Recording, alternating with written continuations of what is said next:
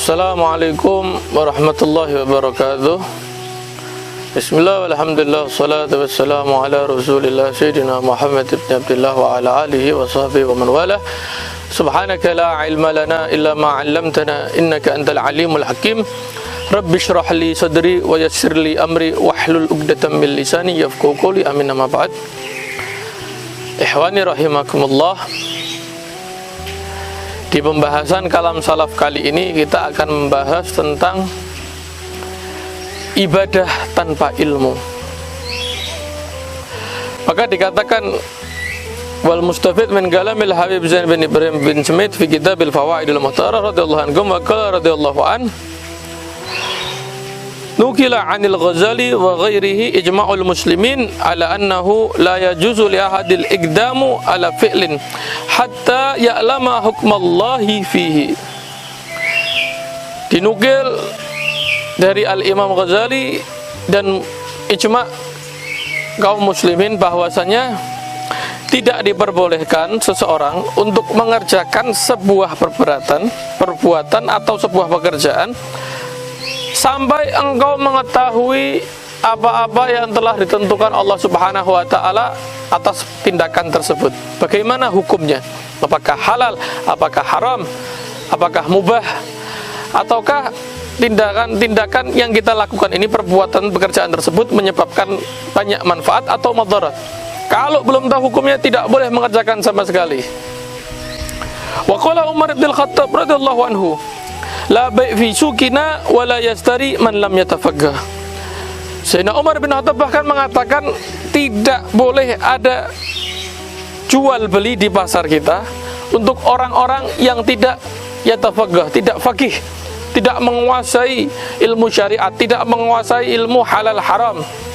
Kenapa? Fa inna man lam yatafaqqah, karena sesungguhnya orang yang tidak faqih akal riba, ia memakan riba wa huwa la ya'lam, sedangkan ia tidak tahu. Intaha bermakna. Jadi oleh karena itu disinilah pentingnya ilmu. Sehingga kalau kita jual beli yang tadinya amal, tadinya pahala, tadinya sebuah sunnah, karena kita tidak tahu hukumnya, ditakutkan menjadi riba. Misal, saya beri percontohan. Dahulu para ulama belum mengkaji tentang hukumnya bagaimana jual beli pulsa. Jual beli pulsa itu tidak ada wujudnya dalam jual beli, masuknya bentuknya pulsa. Kemudian harga pulsa yang 100.000 pun mungkin dijual dengan harga 102.000. Apakah ini riba atau belum? Atau malah ini terbebas dari riba? Maka ditimbang dulu sampai muncul hukumnya diperbolehkan, baru para ulama mengizinkan orang-orang kita untuk jual beli pulsa. Jadi tidak ada kegiatan, tidak ada pekerjaan sampai kita tahu apa itu dasar hukumnya dulu. Bahkan di dalam pekerjaan kita di pasar dan lain sebagainya, terkadang kita ikut bermain di dunia yang mungkin belum kita kuasai keilmuannya, seperti dunia saham. Kira-kira dalam permainan saham ini apakah mengandung gambling atau maisir, atau mengandung riba atau tidak? Maka para ulama berbeda pendapat. Ada yang mengatakannya kalau saham ini untuk diperjualbelikan, dibeli sebentar dijual lagi, maka mendatangkan riba. Ulama ada yang mengatakan kalau itu untuk kepemilikan maka diperbolehkan. Maka monggo kita dipersilahkan untuk memilih pendapat ulama mana yang kita cocok, mana yang kita setujui, mana yang kita mantap di hati kita. Tapi kalau belum tahu dasar hukumnya, jangan sampai kita melakukan muamalah yang tidak tahu dasar hukumnya terlebih dahulu. Karena ditakutkan apa? Kita malah akan melakukan riba. Kata wa qala Umar bin Abdul Aziz man amila ala ghairi ilmin kana ma yufsiduhu aktsar mimma yuslihuhu. Barang siapa seseorang beramal tanpa ilmu, maka sesungguhnya kerusakan yang ia berbuat lebih banyak daripada kebaikannya. Ya, lebih banyak membuat kesesatan daripada kebenaran. Banyak sekali orang-orang yang beramal tanpa ilmu. Kita sholat, kita wudhu, kita puasa, kita tidak tahu ilmunya, kita tidak tahu mana yang rukun, mana yang sunnah, sehingga kita anggap semuanya rukun, atau kita anggap hal-hal yang rukun malah kita anggap sunnah. Bisa saja itu terjadi. Misalnya yang sering lupa diperhatikan dalam sholat, yaitu bagaimana kita dirukunkan di dalam sholat ini untuk tumakninah dalam sholat. Maka berapa banyak saudara kita di luar yang sholatnya lepas dari tumakninah.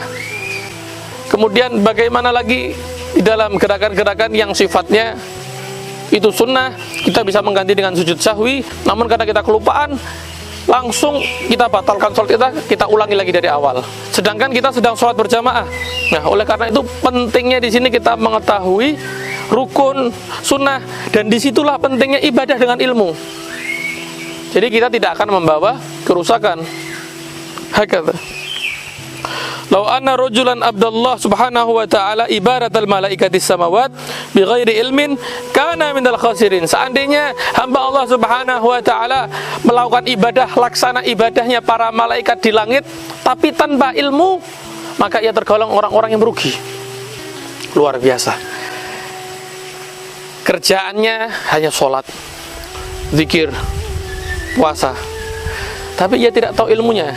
Di dalam sholatnya ia meninggalkan berbagai macam rukun wudhu. Ia menganggap bahwa membasuh kepala mungkin adalah rukun, tapi membasuh kaki adalah sunnah. Sehingga ketika sholat ia jarang membasuh kakinya.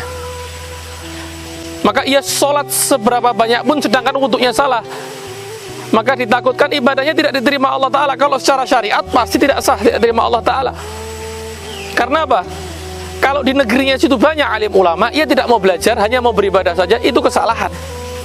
Harusnya ia belajar dulu untuk beribadah, karena di dalam ibadah dibutuhkan ilmu. Tidak bisa ibadah tanpa ilmu. Ibadah harus pakai ilmu.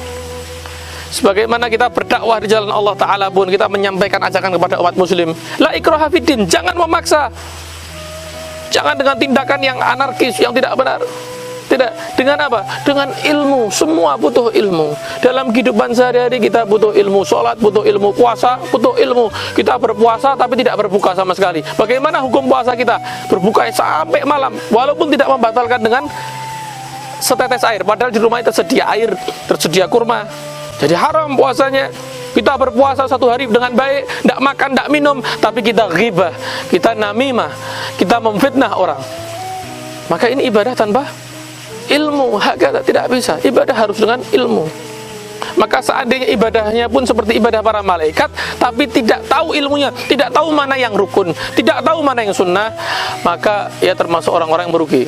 Karena nilai ibadah seseorang, apabila orang itu dalam beribadah, ia mengetahui mana yang rukun, mana yang sunnah, maka kualitas ibadahnya akan lebih baik dibandingkan orang yang ibadah hanya karena ilmu warisan. Yaitu sholat saya seperti sholat bapak saya, tapi tidak tahu dasarnya. Sholat saya, wudhu saya seperti wudhu bapak saya, tapi tidak tahu bagaimana, mana yang rukun, mana yang tidak. Bahkan dikatakan di sini, al ilmu bila amal junun. Ilmu tanpa amal itu gila. Wal amal bi ghairi ilmin la yakun. Sedangkan amal tanpa ilmu sia-sia. Ilmu tanpa amal gila, amal tanpa ilmu sia-sia. Maka percuma. Percuma kalau kita berilmu tapi tidak diamalkan. Kenapa? Karena ini orang gila. Orang berilmu tidak mengamalkan adalah orang gila. Wal amal bila ilmu, sedangkan beramal tapi tidak tahu ilmunya. Kita sholat tanpa wudhu, sia-sia, tidak terima sholat kita. Kemudian kita berpuasa, tidak makan tapi kita minum, sia-sia karena tidak tahu ilmunya. Setahu saya cuma tidak boleh makan, padahal minum pun juga tidak boleh, sia-sia. Puasa tidak makan, tidak minum, tapi menggunjing saudara kita, sia-sia, hilang pahala puasanya. Kita datang sholat Jumat, bahkan dikatakan dalam sholat Jumat, ketika khotib mau naik mimbar, dikatakan di situ, ketika khotib naik mimbar, maka kita tidak diperbolehkan angsyid, berkata diamlah, ataupun kita menyuruh teman kita dengan bahasa isyarat dan lain sebagainya.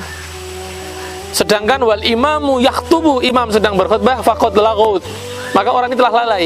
Faman laghu fala jum'atalah, orang yang telah lalai tiada pahala Jumat baginya. Itu sering kali kita ulang dalam khutbah, tapi terkadang kita sering lupa. Di tengah-tengah khutbah Jumat kita berbicara dengan saudara kita atau anak kita, ataupun di tengah-tengah khutbah Jumat kadang kita malah menggunakan tasbih berzikir, padahal itu bukan waktunya dan bukan tempatnya. Oleh karena itu, ikhwani rahimakumullah, disinilah letaknya penting sebuah ilmu, sehingga dapat menambah atau menilai atau mengangkat sebuah nilai ibadah kita. Jadi di sisi Allah Subhanahu wa taala, ibadah kita ini akan diukur dengan sejauh mana kita memahami atau mengetahui ilmu tentang ibadah tersebut, ataukah kita tidak mengetahui sama sekali ilmu tersebut, hanya asal-asalan dalam beribadah. Semoga yang saya sampaikan bermanfaat. Wallahul muwaffiq ila aqwamit thoriq. Wassalamualaikum warahmatullahi wabarakatuh.